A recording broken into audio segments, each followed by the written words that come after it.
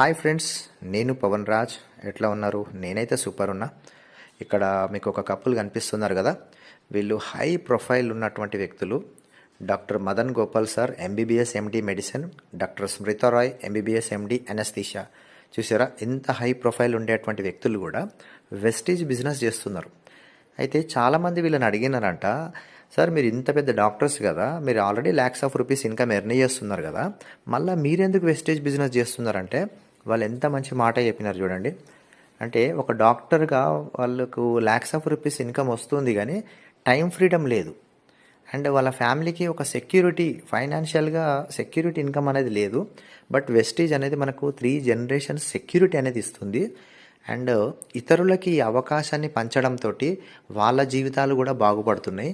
ఇవన్నీ అంశాలు వెస్టీజ్లో ఉన్నాయి కాబట్టి మేము చేస్తున్నామని చెప్పారంట. ఎంత బాగుంది చూడండి.